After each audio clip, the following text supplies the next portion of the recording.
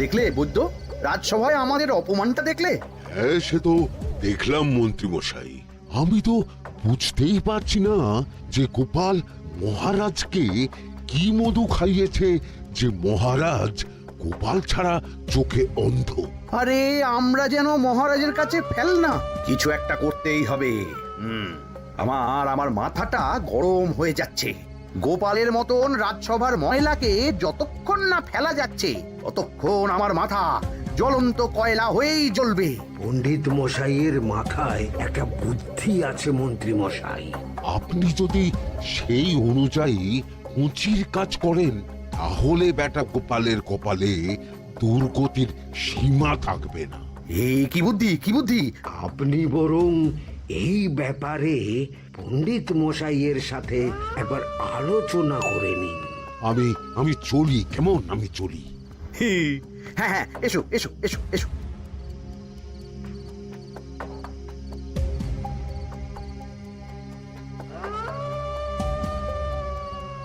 আরে ওই তো আমার বাঁ হাত ঘটা আসছে, বেটাকে দিয়ে একটা কাজ করাতে হবে।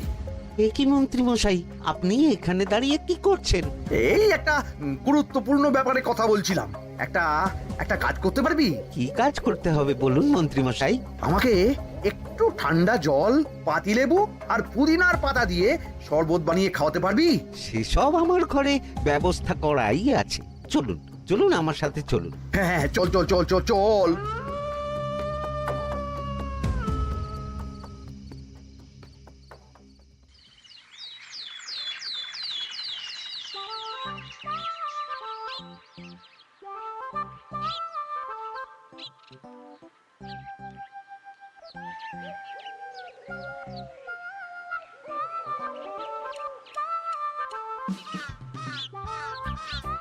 কি ব্যাপার পণ্ডিত, এত গুম মেরে আছো কেন? সকাল সকাল গিন্নি খুব বকেছেন মনে হচ্ছে। গিন্নির বাক্য সুধায় কান ভরে গেছে, আর কিছুই কানে ঢুকছে না। আরে দাঁড়াও দাঁড়াও পণ্ডিত, দাঁড়াও জ্যোতিষী। পণ্ডিত তো আমার কথা শুনতেই পেল না মনে হচ্ছে। তুমি তো দূর থেকে বলেছো, আমি তো বলেছি পাশ থেকে, তাতেও শুনতে পাইনি। কানের পোকা হলো নাকি? কি গো পণ্ডিত, ব্যাপার কি? কেমন বুঝছো?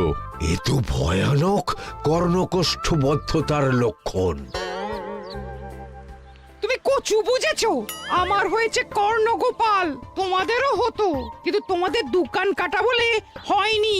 তুমি আমাদের অপমান করছো। তোমাদের অপমান বোধ থাকলে কোনো শব্দই কানে ঢুকতো না, শুধু একটাই শব্দ কানে বাজতো, গোপাল গোপাল গোপাল। এবারে রাজসভায় কিভাবে হেনস্থা হতে হলো মনে নেই?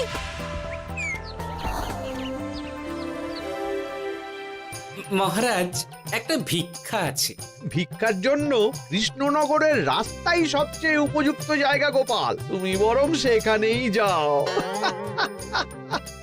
মন্ত্রী, মন্ত্রী মশাই ঠিকই বলেছেন মহারাজ। যে যার নিজের জায়গা থেকে কথা বলে। কুকুর বলে ভৌ ভৌ, বেড়াল বলে মিউ মিউ, কাক বলে কা কা। মন্ত্রীর ভিক্ষার জায়গা কৃষ্ণনগরের রাস্তা, আর গোপালের ভিক্ষার জায়গা মহারাজ কৃষ্ণচন্দ্রের দুয়ার। বলো কি ভিক্ষা? বাড়িতে পুজো আছে মহারাজ, খরচা অনেক, কিছু ঋণ আবশ্যক। যদি 100 মোহর। ঋণ তোমাকে আমি দিতে পারবো না গোপাল।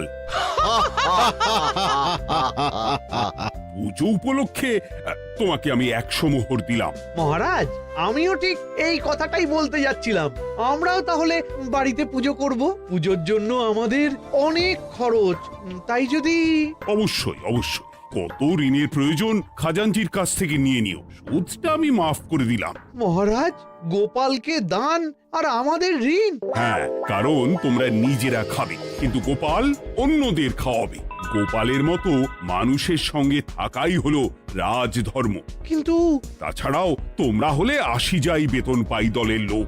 গত 1 বছরে তোমার কোন মন্ত্রণা দেশের কাজে এসেছে? পণ্ডিত কোনো নতুন তত্ত্ব শুনিয়েছে? জ্যোতিষী কোনো অমোঘ ভবিষ্যৎবাণী করেছে? আর বৈদ্য 3 বছর ধরে আমার হাঁটুর ব্যথা সারাতে পারেনি। কিন্তু গোপাল, গোপালের ভাঁড়ে হাস্যরসের কখনো অভাব হয়নি। মনে আছে? আছে। কিন্তু করার তো কিছু নেই। আছে। কিছু ভেবেছো নাকি পণ্ডিত? তোমাদের মনে আছে মহারাজ মোহর দেওয়ার পর গোপাল সেদিন বলেছিল, কি গোপাল, খুশি তো? মহারাজ, আপনি আমাকে এক মুঠো ধুলো দিলেও আমি খুশি। সেই ধুলো মুঠোই আমি সোনা মুঠো করে ফেলবো। মনে নেই আবার? একটু ঝেড়ে কাশো তো দেখি পণ্ডিত, কি ভেবেছো? যা হবে দেখতেই পাবে।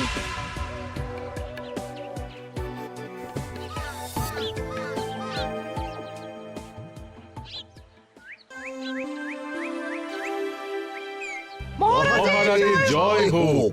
মহারাজের জয় হোক। ওরে বাবা, এই যে সকাল সকাল চান করে ঠান্ডা লেগে গেল মনে হচ্ছে। মহারাজ, ওই কবি গান উপলক্ষে গত মাসটা আমি কৃষ্ণনগরের কোণে কোণে ঘুরে বেরিয়েছি। প্রজাদের মধ্যে একটা অসন্তোষ আমি লক্ষ্য করেছি মহারাজ। অসন্তোষ? আমি তো জানতাম আমার শাসনে প্রজারা সুখে আছে। সুখে তারা ভাসছে মহারাজ, কিন্তু একটাই অসুখ, তারা মহারাজের দর্শন পায় না। তারা মহারাজের পদধূলির জন্য আকুল হয়ে আছে, মহারাজের দর্শন পাওয়ার জন্য চাতকের মতো অপেক্ষা করছে।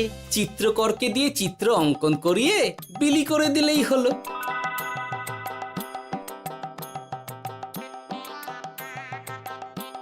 খুব ধুলো হয়েছে মহারাজ, কিন্তু এত ধুলো।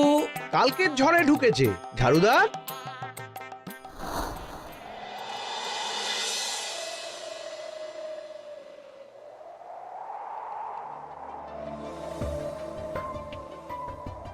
এই সুযোগ, রাজসভা ফাঁকা, এমন ঝড় যে পেয়াদারাও বাইরে নেই। কাজটা সেরে ফেল, বুঝলি?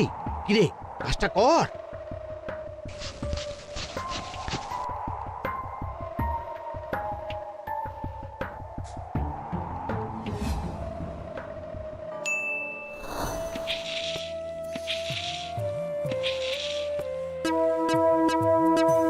এত ধুলো! উফ, মহারাজ, কাল ঝড়টা বড় সাংঘাতিক হয়েছিল। তা বটে। আচ্ছা গোপাল, তুমি বলেছিলে মহারাজ তোমাকে এক মুঠো ধুলো দিলেও সেটা সোনা হয়ে যাবে। এখনো সেই কথাই বলছি। মন থেকে বলেছিলে না মহারাজকে তেল দেবার জন্য? তেল দেওয়ার দায়িত্বটা তো আপনি নিজের কাঁধেই নিয়ে ফেলেছেন। আমি যা বলি সত্যি বলি। আজ যদি এই 4 ঝুড়ি ধুলো মহারাজ তোমাকে উপহার দেন, তখনও একই কথা বলবে? নিশ্চয়ই। মহারাজ, গোপালকে এই 4 ঝুড়ি ধুলো দেওয়ার হুকুম হোক। কি গোপাল, আমি তোমাকে যদি এই ধুলোর ঝুড়িগুলো দিই, তা থেকে সোনা আসবে নাকি? আসবে মহারাজ, মোহরের বস্তা আসবে। যদি না আসে, আপনি বলুন। তোমাকে কৃষ্ণনগর ছেড়ে চলে যেতে হবে। রাজি? আর যদি আমি পারি, তাহলে আপনাকে এই মন্ত্রীর চাকরি ছেড়ে দিতে হবে। কি রাজি? কি মন্ত্রী, রাজি? রাজি। গোপাল?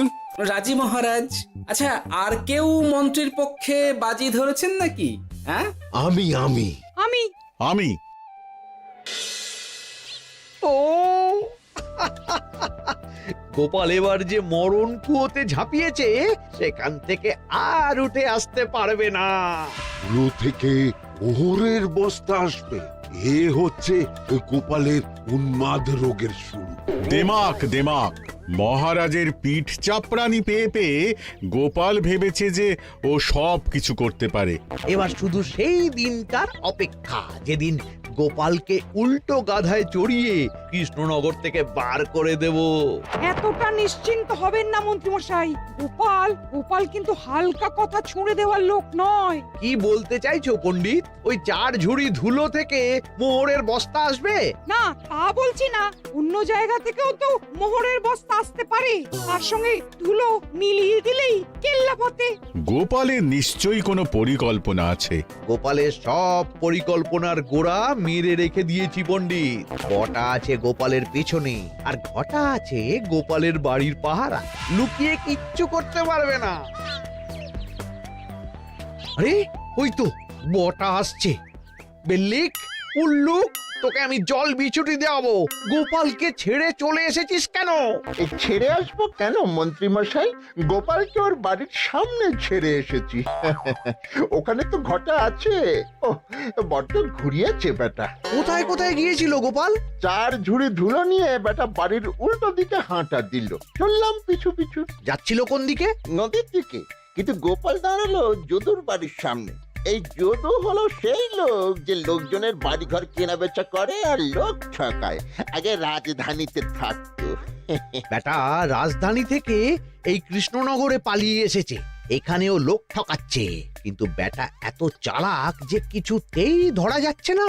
এইরকম লোককে ধরাচ্ছে হাতে রাখা ভালো নয় কি মন্ত্রী মশাই? সে তো জানি, কিন্তু ওর ওপর মহারাজের কড়া নজর আছে। এখন ওর সঙ্গে সম্পর্ক রাখা খুব ঝুঁকি। যাই হোক, তারপর? হ্যাঁ, তারপর যদু, যদু রে, গোপাল খুড়ো, আরে তুমি এখানে কি করছো? দেখতেই তো পাচ্ছিস ধুলো। তবে যে সে ধুলো নয়, মহারাজ কৃষ্ণচন্দ্রের পদধূলি। শুনিসনি বোধহয় এখন কৃষ্ণনগরে সবচেয়ে বেশি চাহিদা মহারাজের পদরেণু।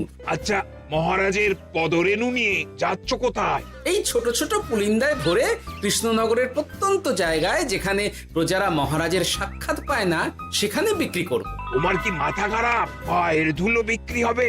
ওরে, গতবারে মাত্র 1 ঝুড়ি ধুলো 1000 মোহরে বিক্রি করেছিলাম, এবারে 4 ঝুড়ি। শোনো, তুমি আবার ঘুরে ঘুরে বিক্রি করবে কেন? তোমাকে আমি বরং 10 মোহর দিয়ে দিচ্ছি। তুমি আমাকে এগুলো দিয়ে দাও, আর বিক্রি করে যা হবে তোমাকে এই 40 ভাগ দিয়ে দেবো। ওই 10 মোহরে বদমাস যদুকে ধুলো বেচে গোপাল বাড়ির দিকে চললো। বাড়ির সামনে অব্দি পেছনে পেছনে গিয়ে তারপরে এই আপনাদের কাছে আসছি। বলিস কি রে, ধুলো বেচে 10 মোহর? ও মন্ত্রী মশাই, গোপাল তো একেবারে নাড়ি ধরে টান মেরেছে। গেল রাজসভায় এমন সুখের চাকরিটি গেল। এবার আবার রাস্তার ধারে গিয়েই বসতে হবে। এবার নবাবের দরবারে জায়গা আছে কিনা খোঁজ করি গিয়ে। ধ্যাত্তেরি, 10 মোহর আর 1 বস্তা মোহরের মাঝখানে অনেক রাস্তা। সেই রাস্তায় আমি লোক বসিয়ে রাখবো। আরে আরে, ওই তো তোমার ঘটা আসছে। এই, তুই গোপালের ঘরের পাহারা ছেড়ে এলি কেন? গোপাল নেই নেই নেই নেই নেই নেই।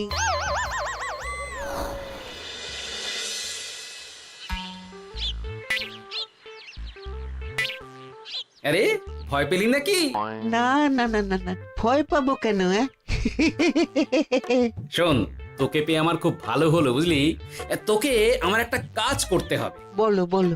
আসলে বুঝলি, আমার না গিন্নিকে নিয়ে তার বাপের বাড়ি যাওয়ার কথা ছিল, কিন্তু হঠাৎ বিশেষ কাজে আমাকে খামবাজে চলে যেতে হচ্ছে। এখন আমি গিয়ে গিন্নিকে বললে বুঝতেই পারছিস কুরুক্ষেত্র হয়ে যাবে একেবারে। তাই আমি কাউকে খুঁজছিলাম যে আমার বাইরে যাওয়ার খবরটা আমার গিন্নিকে গিয়ে দেবে। তুই পারবি বাবা ঘটা? ওরে বাবা, আরে আরে আরে, ভয় পাস না, তোকে গিয়ে মুখে কিছু বলতে হবে না। এই নে, এই চিঠিটা আমার বউকে দিবি।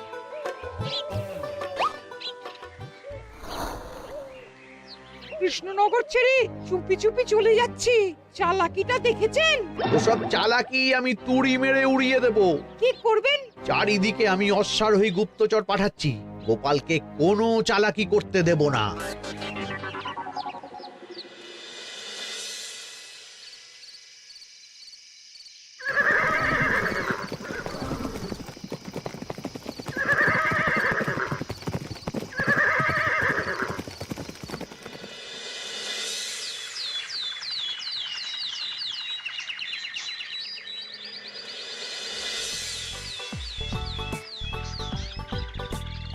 অং বং পিং পং। হ্যাঁ, ওরে বাপ রে, এ আবার কি বলে? মানে বুঝিতে পারিলে না? অং বং পিং পং অর্থাৎ আইসো আমার নিকট বিদেশি জাদু শরবত আছে। ইহাতে তৃষ্ণা নিবারিত হয়, শক্তি বৃদ্ধি হয়, ঘুম ভালো হয়, সম্পর্কের উন্নতি হয়, জামা কাপড় ফর্সা হয়, তু শব্দ না করে সকাল সকাল কষ্ট পরিষ্কার হয়। মূল্য মাত্র 1 মোহর। বলো, ওইটুকু অং বঙ্গের মধ্যে এত কিছু? ঠিক আছে, তা দাও দেখি। আপাতত টেস্টটা তো মিটু, বাকিগুলো পরে বোঝা যাবে।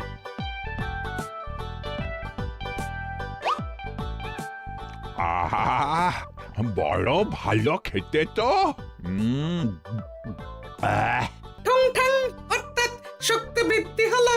হ্যাঁ, হ্যাঁ, মনে হচ্ছে গায়ে যেন দুগুণ বল পাচ্ছি। কি হয়েছে ভাই? এ কে? এ ভিন দেশ থেকে জাদু শরবত নিয়ে এসেছে গো। জাদু শরবত ভিন দেশ? একেবারে বহু ভুজা শরবত। খেলে তেষ্টা যাবে, গায়ে জোর হবে, ঘুম হবে, সম্পর্ক ভালো হবে, জামা কাপড় ফর্সা হবে, সকালে হ্রাস করে পেটও পরিষ্কার হবে। সে কি? দাও গো ভাই, আমাকেও দাও।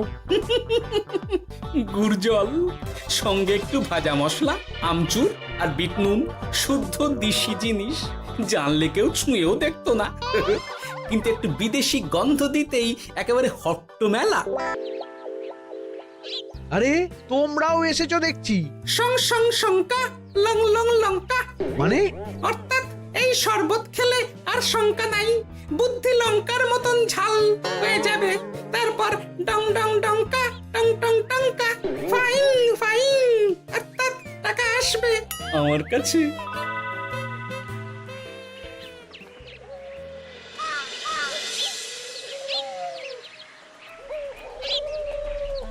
ঝপ ঝপ ছপাং, ভট ভট ফটাং, অর্থাৎ উহাকে দৌড়িয়েছো কেন? বেটা জোচ্চোর অনেককে ঠকিয়েছে। অনেক দিন থেকে তককে তককে ছিলাম। এবার এই ধুলো নিয়ে মহারাজের পায়ের ধুলো বলে বিক্রি করছিল। একটা বেনামি চিঠিতে খবর পেয়ে বেটাকে ধরেছি। ব্যাং ব্যাং বিগ ব্যাং, অর্থাৎ বাহ বাহ বাহ বাহ। বেনামি চিঠিটা আমি দিয়েছিলাম বাবু। বাবা যদু, তুমি সেই রাজধানী থেকে কৃষ্ণনগর অবধি মানুষকে অনেক খোল খাইয়েছো। তুমি এতদিন ঘুঘু দেখে এসেছিলে বাবা, এবার গোপাল নামক ফাঁদটা দেখলে। কতবার বলবো এইসব ধুলো আমি গোপালের কাছ থেকে কিনেছি।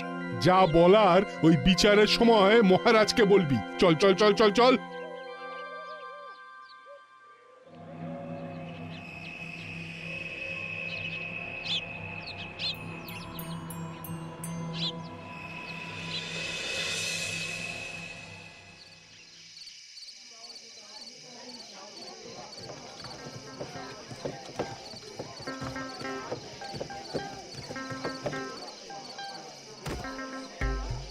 ঝন্টু মন্টু ননাংফু।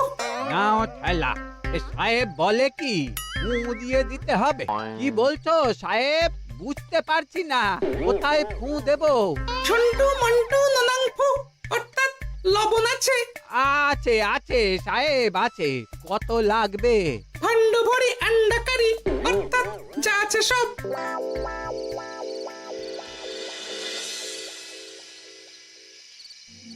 ব্যাস, মোটামুটি আশেপাশে সব দোকানের নুন এখন আমার জিম্মায়। এবার আসল মজা শুরু হবে।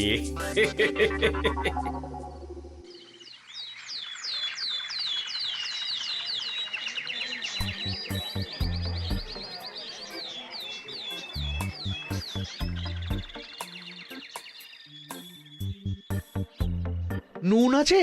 না হুজুর, গোটা কৃষ্ণনগরেই নুন নেই। ওই দেখো, পুরো রাজসভাই বাজারে জড়ো হয়েছে। শান্তামনা, শান্তু মন্টু। এ আবার কি বলছে রে বাবা?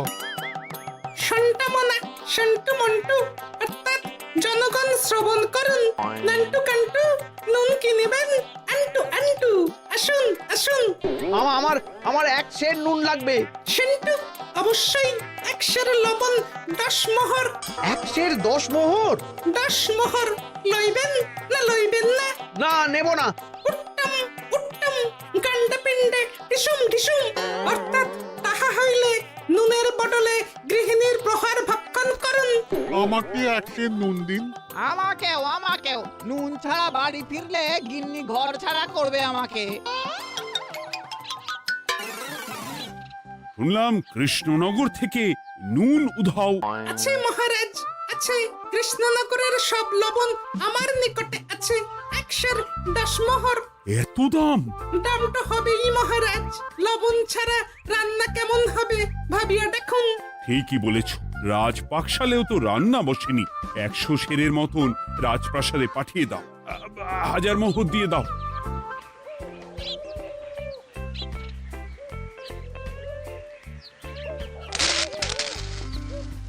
ব্যাস 1 বস্তা মোহর হয়ে গেছে। গোপাল, হ্যাঁ মহারাজ, গোপাল যে 4 ঝুড়ি ধুলো থেকে 1 বস্তা মোহর রোজগার করেছে। ইয়া বাত!